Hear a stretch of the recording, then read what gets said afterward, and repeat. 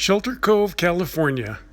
It is one of my favorite places along the Emerald Coast, or the Lost Coast of California, as many call it. They call it the Lost Coast because when they built the Highway 1 along the coast, they went inland and skipped the whole area.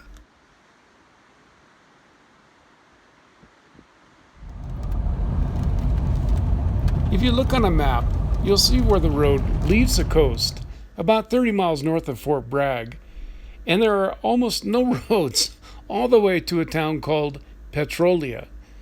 What happened on all of those thousands of acres of land? Well, we'll talk about that in a minute.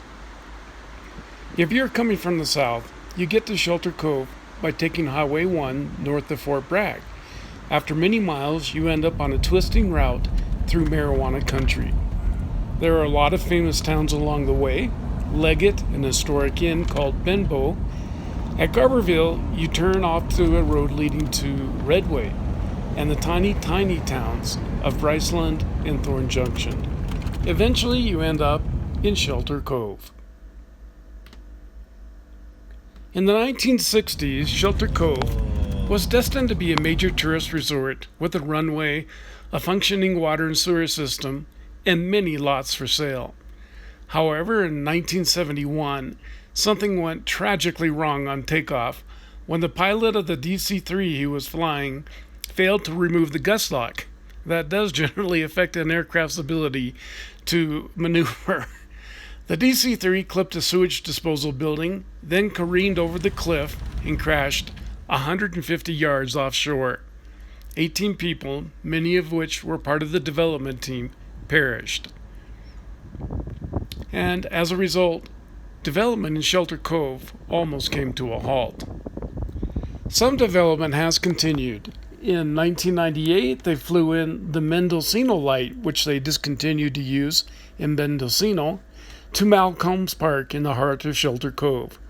There are now a few restaurants, an RV park, and a small general store. And so, Shelter Cove was left to the farmers and entrepreneurs of the early 1970s, most of whom began to produce much of the nation's crop of marijuana. If you bought pot from the 1970s to the 2000s, there is a fair chance it was produced on the Lost Coast. Snitches end up in ditches, they say.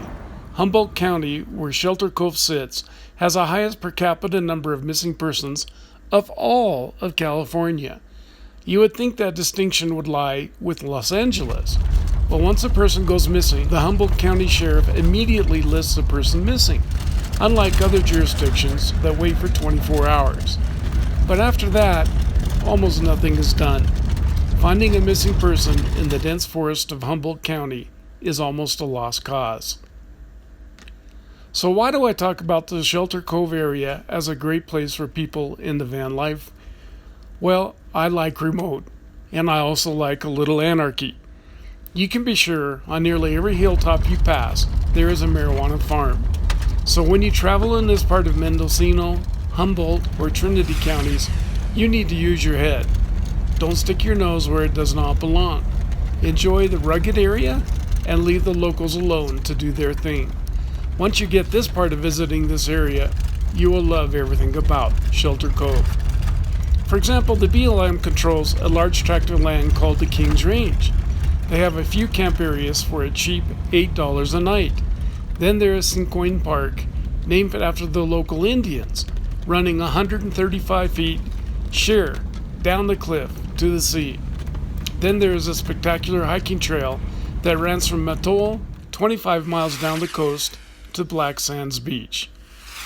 Personally, I love the logging roads and backcountry roads in the area, including the rough road down to Honeydew, or going the other way down to Whitethorn. But always with the caveat, what happens in the Shelter Cove area stays in the Shelter Cove area. Well, if you come to Shelter Cove, I'm sure you'll really enjoy it. It's a spot that a lot of people love. But use your head, enjoy. This is Tim Painter for The Van Life, speaking to you from Shelter Cove.